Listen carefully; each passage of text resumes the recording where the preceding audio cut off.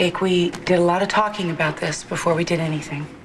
And most of it was about how important it was for me to have a baby and whether or not it was right for me to ask you to be the donor. I know. I remember. We spent most of our time trying to justify our decision to Allie and... Well, let's not go there. Yeah, Tad and my folks. Look, we obviously thought we had it all figured out, and we didn't.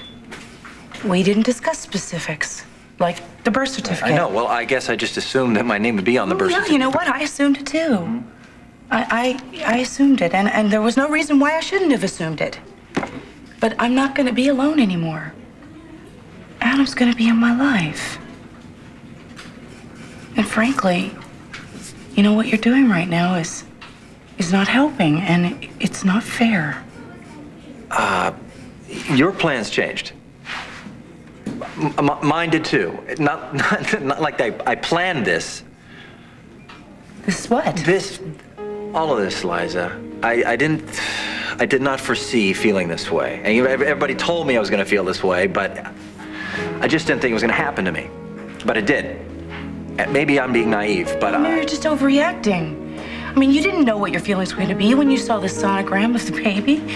So maybe you just need to slow down and take a couple of steps back and just try to process everything. I've been processing. And I come to the same place every single time. I'm sorry, Liza, but I cannot let Adam raise this child. Stuart, I've made some progress. This past year, you've seen me. I've been trying. You've seen me, haven't you? He did come around about me, Stuart, and he did give us our wonderful wedding. Well, then why don't you try just a little harder and let Jake and Liza handle this thing? Because I'm worried about Liza, that's why. Did you see her face last night? When the whole Martin clan confronted her at the Valley Inn, she was very upset. That's not good for her, and that's not good for the baby. He's right. Liza doesn't need the stress. Liza can handle upset as well as anybody I know. There wouldn't be any stress if Jake had just stuck to his end of the deal. His whole involvement in this was basically a business arrangement, nothing more. Jake was supposed to make his contribution and then keep his hands off. Having a baby isn't like a business deal, Adam. This one was. That was the understanding from the very beginning. Jake was to have nothing to do with this child. It was all going to be Liza's responsibility. All right, well then if she's chosen me to be the child's father, then that's her privilege, her prerogative, not Jake's. Adam, do you really believe that? I'll tell you what I feel. I love Colby so much. I'm carrying her picture around in my wallet. A sonogram I'm talking about. Every fiber of my being wants to be her father. I've been given a second chance to her. And I know that she can't take the place of the child Liza and I lost. But no, she can't. She's her own little self. Adam, I know you want to be a father to this baby and you feel that real down deep inside, but that doesn't mean that it's got to happen that way. Jake is having some of these same feelings. And he helped create her, not you. The hell he did.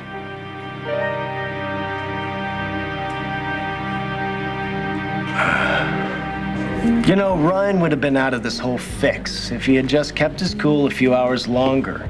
But he didn't. Now the deal's been done. You know, there's no way in hell that Jackson Montgomery's gonna reopen this case.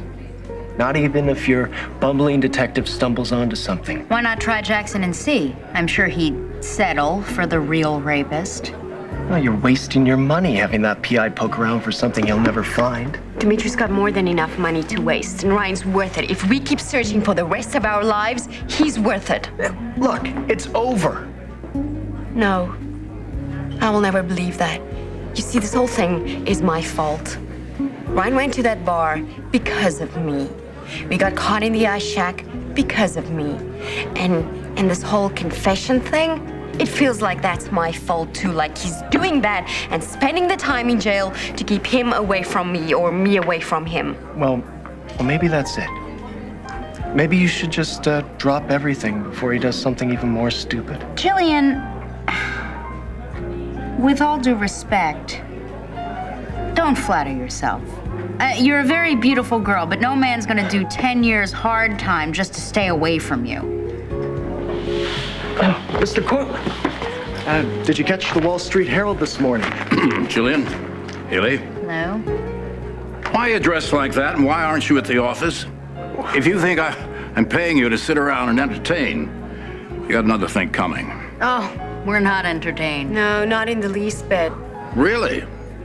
Is my assistant harassing you in any way? You have only to say the word. I'd be very happy to release him from my employ. Mr. Cortland, that'll hardly be necessary. And you know you can't do that.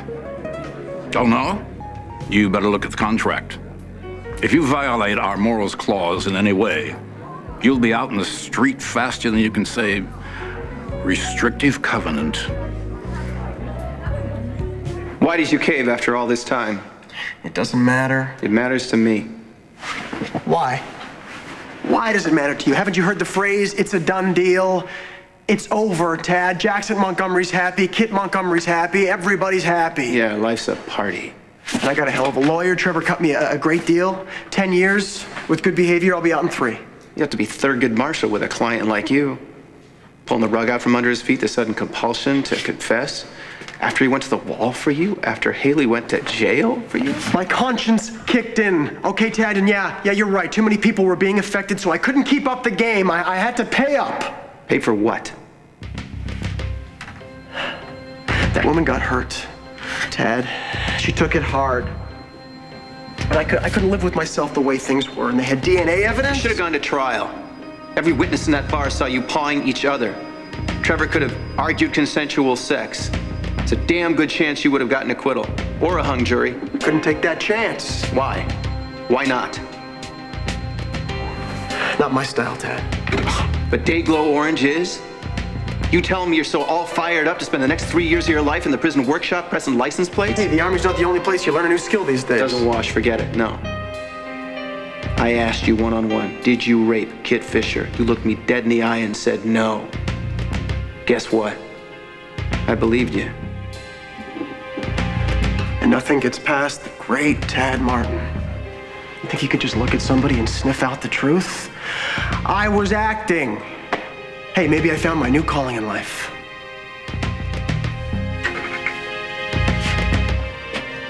Tell me about Braden. What's he have to do with all this?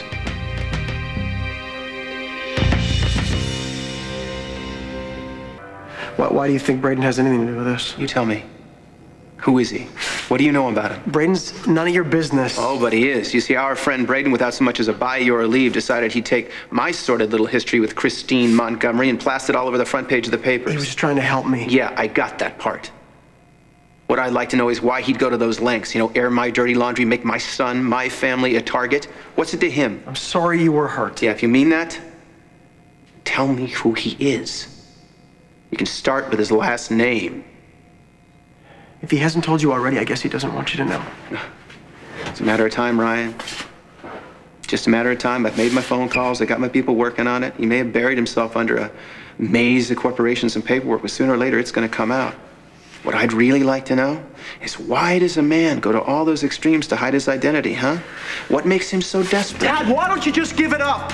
Okay, what gives you the right to butt into my life or to butt into Braden's life for once and for all? Just let it go. It's over. All that's left is prison time, and I intend to do each and every minute of that myself. Mr. Cortland, I realize the whole country's obsessed with sexual harassment these days. But last I heard, having breakfast with 2 beautiful ladies would hardly be termed as an immoral act. I've got my eye on you, Braden. You may have gotten your foot in the door at Cortland Electronics, but remember, it's only a foot. If I see that you're up to no good, I'll cut you off at the knees. Oh, yeah? And risk your profit margins? I don't care for your attitude. I don't really care much about you. Cortland Electronics was making money long before you arrived on the scene, and it'll go on making money long after you leave. So until that happy day, I would suggest that you watch your step. Ladies. Wow. Talk about your hard-to-please bosses, huh? So, how'd you get your job with Palmer? Was it through your business school? Was it Wharton or Harvard? I saved Palmer's ungrateful life. Until you left your company to go to Cortland Electronics? Where'd you work before there? Well, You saved Palmer Cortland's life. yeah. Wow. You like playing the hero, don't you? And you were so sure you were gonna save Ryan's life. Yeah. So why have you given up? Do I have to say it again in Hungarian for you to understand? It's over. Not if the real guy comes forward. That'll never happen. Come on, listen, you know, you're not gonna be being disloyal to your other family if you just accept this one. I mean, Tad has two moms, you know? Ruth Martin, who's a very wonderful woman, and Opal. I mean, love doesn't come in a small package. There's plenty to go around. Yeah, well, I'm not the warm, fuzzy type. Well, you're not the cold, prickly type either. And I think if you just gave yourself a chance, you'd see that you have another knuckleheaded brother to love. I'm not saying that it's gonna happen overnight. But, you know, you both are... It's gonna take some time, but you're starting from a really good place. And that's your love for Opal. I mean, Tad just loves his mother. That's why he was so hard on you. Because he's fiercely loyal and protective. And that's just the way he is. Sometimes I know it's a pain, but if you're ever in a dangerous situation or you just need somebody, I bet you anything, you know, if you look up, you're gonna see Tad Martin. Well, I don't know if the day will ever come when I can say I love Tad. But I guess I can honestly say I know why he loves you.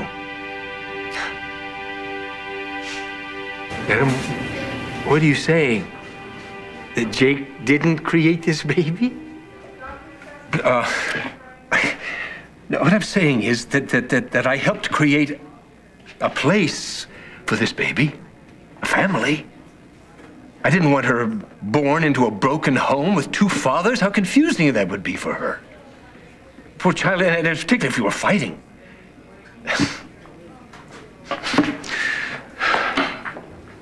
Stuart, I thought I could count on you. And I thought you knew that you couldn't manipulate me into doing a bad thing. There's nothing bad about asking Jake to back off. It would be better for everyone concerned if he would just let this thing go. I think he's right, Stuart. Liza and Adam and the baby deserve to be happy with no complications. Thank you, Marion. But Jake is a necessary complication. If it weren't for Jake, there wouldn't be a baby. I think it's good. I think a baby can't have too much love. I feel very proud of Jake for feeling that way. Fine, he can have all the feeling he wants from a distance. But if he's overwhelmed with his feeling, let him send her a teddy bear for Christmas. You never were very good at sharing, Adam. You should work on that. Any more pearls of wisdom? Yes? The next time you want me to do something, I would like for you to come to me instead of sneaking behind my back and telling my wife. Because if you do that again, I'm going to be very, very mad. I think I've had all the life's little lessons I can stand for one day. Excuse me.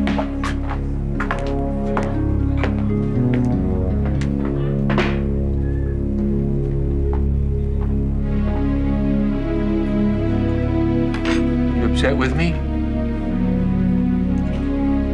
Stuart, for the first time since we've been together, I just don't understand you at all. Based on Adam's track record, sure, you're right.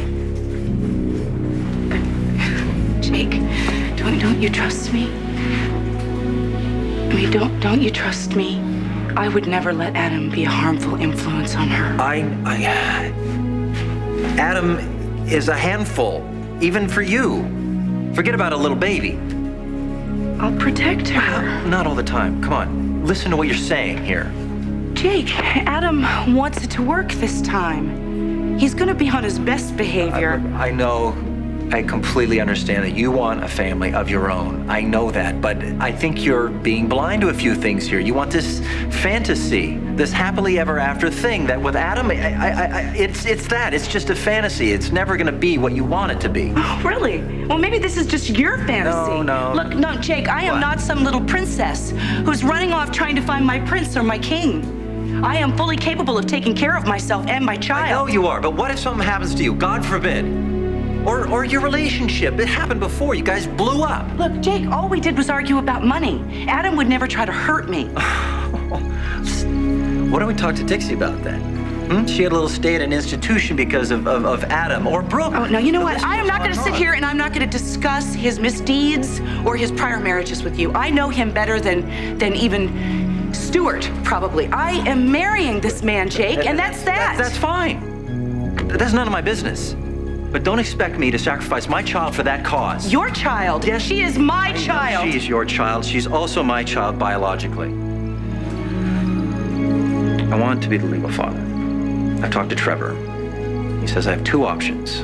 One is simple. The other one is difficult. Which one do you want to hear first?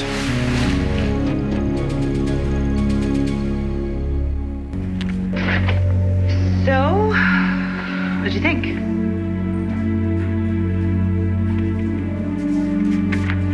Ooh, I still have the touch.